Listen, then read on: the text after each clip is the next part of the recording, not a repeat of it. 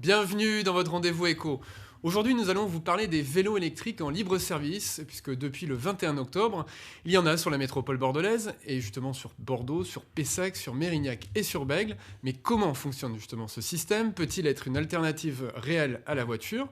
Le business model de ce type de service peut-il être rentable? On va en discuter avec Amira Abera, qui est cofondatrice de l'entreprise Zouv, qui propose justement des vélos électriques en libre service sur Bordeaux, et Gérard Chausset, qui est le président de la commission transport à Bordeaux Métropole. Alors Amira Abera, expliquez-nous justement comment ça fonctionne, combien ça coûte et combien de kilomètres on peut faire avec ces vélos. Alors, Zouv, c'est très simple, c'est un service de vélo électrique partagé, donc tout le monde peut y accéder à partir du moment où il télécharge l'application Zouv sur son smartphone, que ce soit un iOS ou Android. Sur votre smartphone, vous pouvez soit trouver un vélo directement, soit rentrer votre destination, et dans ce cas-là, on va vous orienter vers le vélo qui est à la fois le plus proche, mais qui a aussi suffisamment d'autonomie pour vous emmener à votre destination. Quelle est l'autonomie d'ailleurs au total de ces vélos? Ils ont 45 km d'autonomie, à peu près. D'accord. Ces vélos-là, la tarification, il y a plusieurs types de tarification, mais la tarification grand public, elle est de 1 euro pour déverrouiller le vélo et de 15 centimes d'euros la minute.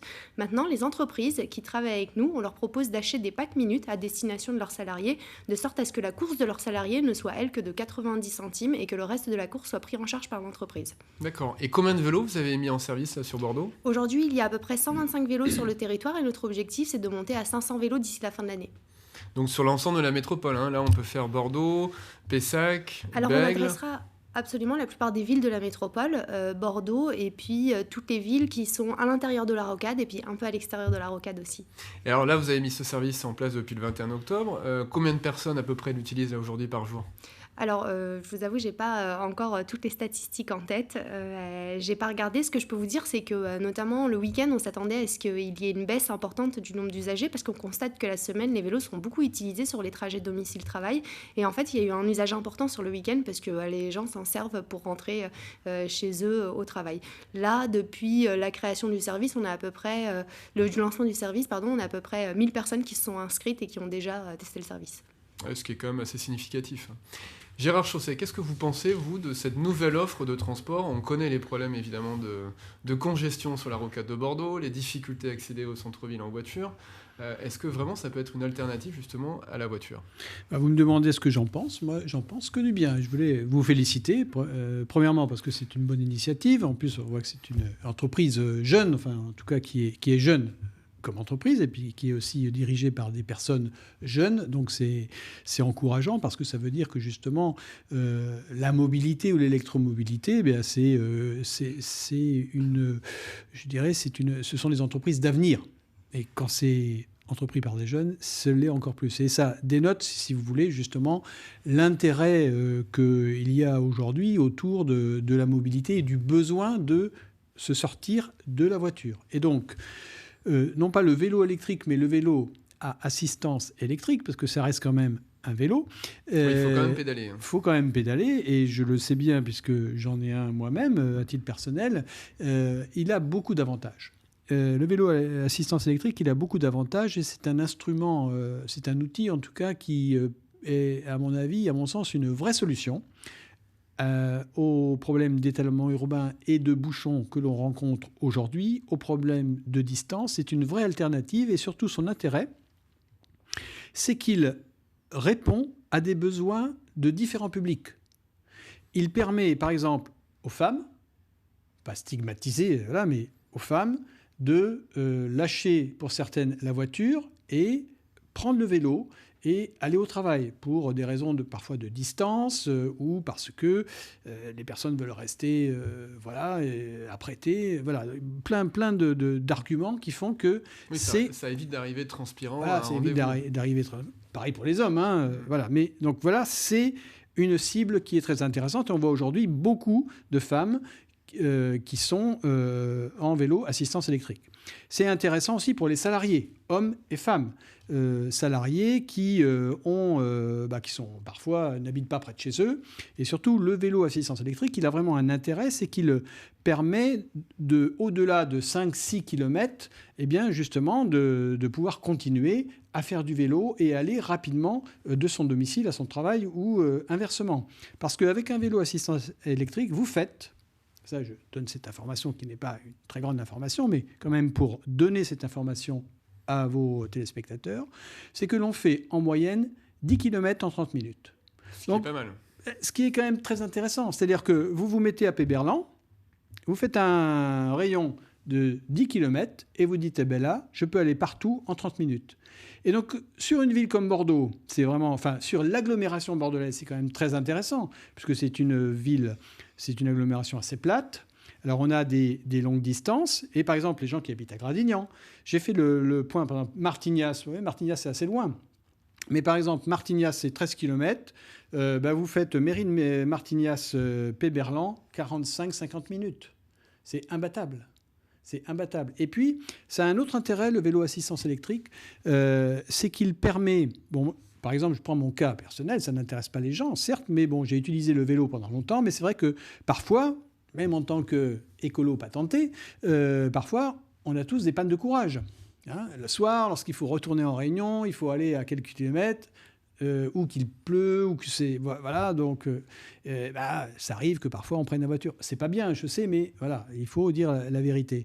Et le vélo assistance électrique, c'est vraiment justement un remède contre les pannes de courage. Parce que là, vous n'avez plus, je dirais, d'excuses.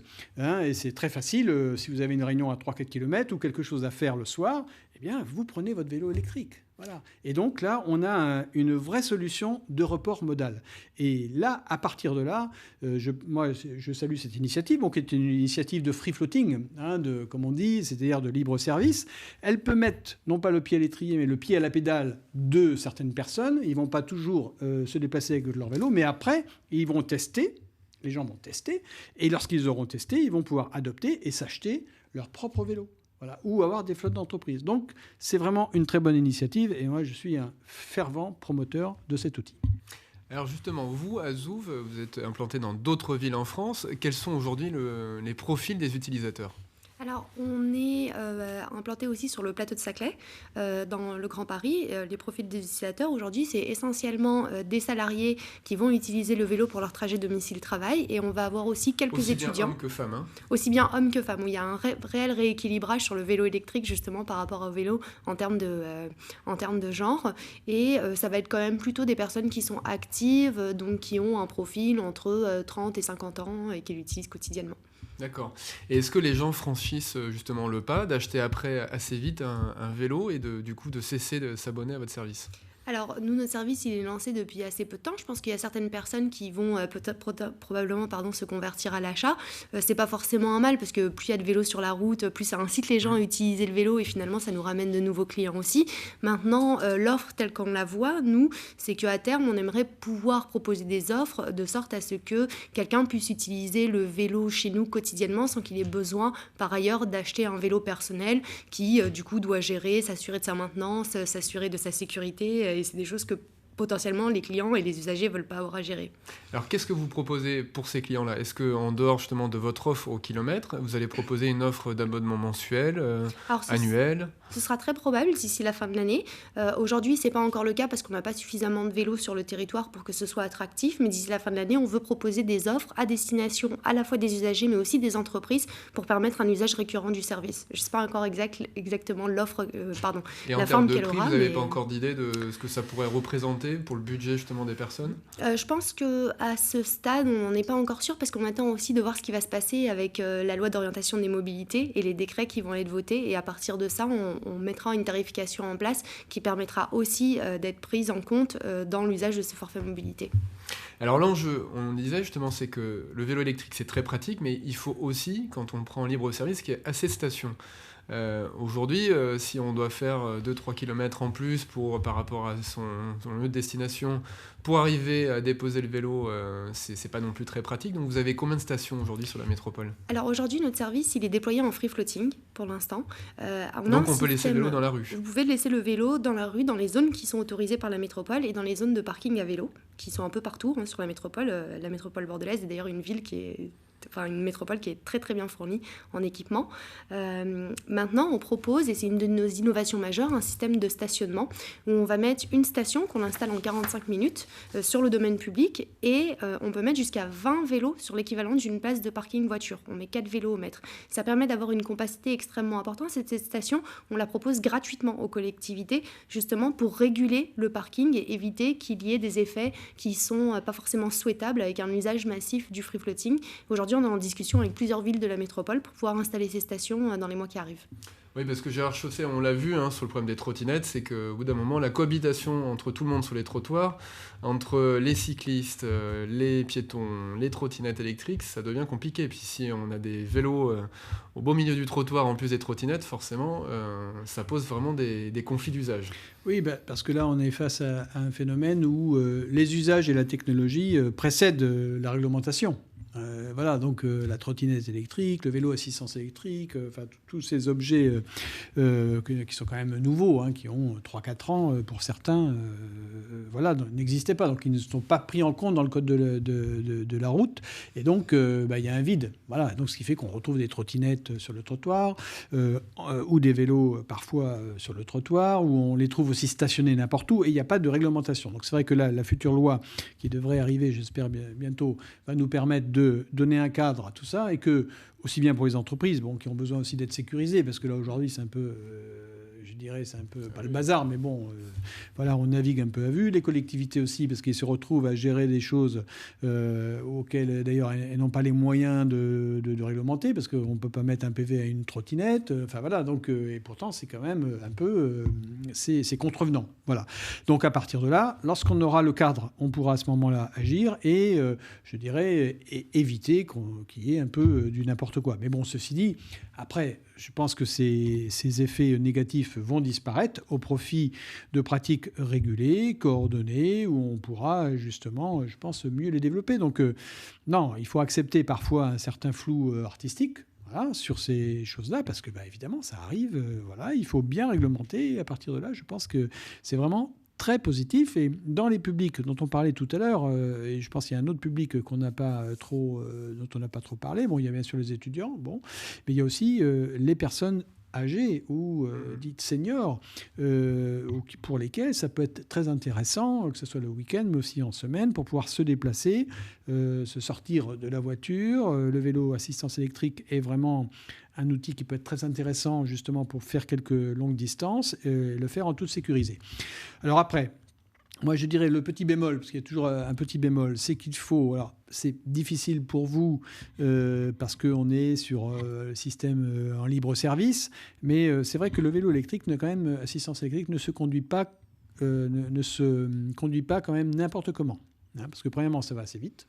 Au moins 30 km/h. Oui, 25. Normalement, ils sont capés pour 25, mais après, avec les descentes et tout ça, donc ça va quand même relativement vite. Il y a des freins, donc qui sont souvent des freins à disque et tout, qui sont assez efficaces, mais qui sont assez puissants. Et donc, il faut quand même un peu de maîtrise.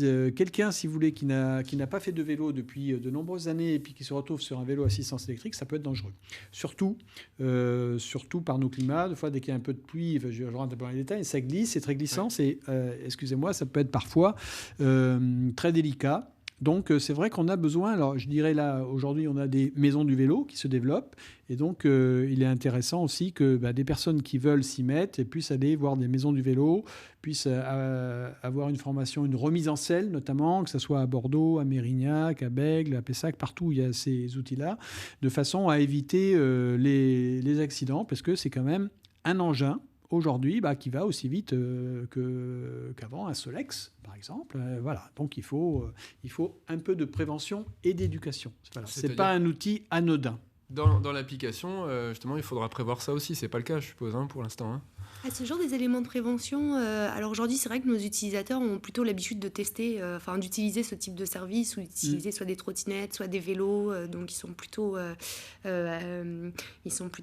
attentionnés à l'égard de ces règles de sécurité. Maintenant, c'est vrai qu'à terme, il sera utile probablement de rappeler ces règles dans l'application, mais aussi, pourquoi pas, de proposer des ateliers de formation, de mise en selle à des personnes qui n'ont jamais essayé. Alors, on l'a vu à Paris, les vélos, pas électriques, mais les vélos en libre service, beaucoup de sociétés ont fait faillite. et ont dû stopper le service. Comment vous allez être rentable justement sur du vélo à assistance électrique ? Alors justement, le vélo assistance électrique, ce qu'on voit, c'est que pour les utilisateurs, ça a une valeur perçue qui est beaucoup plus importante que le vélo, notamment pour toutes les raisons que rappelait Monsieur le maire. C'est vraiment un outil... Il n'est pas maire. Ah d'accord, ok. C'est le président de la... Monsieur l'agent. Maire, mais président de la commission de transport à Bordeaux Métropole. Autant pour moi. Du coup, je disais que le vélo électrique, ça a une valeur perçue qui est très importante pour l'utilisateur, et du coup, ils sont prêts à payer plus cher que ce qu'ils étaient prêts à payer pour des services de vélo partage mécanique. Le deuxième point, c'est que, alors en centre-ville, sur des milieux très denses, on sait qu'il y a suffisamment d'usage pour que le vélo se rentabilise à terme assez rapidement. La problématique, c'est quand on veut un peu sortir du centre-ville, ce que permet de faire le vélo électrique, et qu'on va sur des territoires qui sont moins denses, où le vélo sera probablement moins utilisé. Nous, on veut quand même aller sur ces territoires-là. C'est pour ça qu'on s'adresse aux entreprises. C'est aussi en général des territoires où les bassins d'emploi sont importants. On s'adresse à ces entreprises pour qu'elles prennent en partie l'usage à destination de leurs salariés et rééquilibrer le modèle. Merci beaucoup à tous les deux. Et puis c'est un sujet évidemment sur lequel on reviendra, puisqu'il fera sûrement parler de lui avec la loi justement d'orientation sur les mobilités. À très vite sur TV7.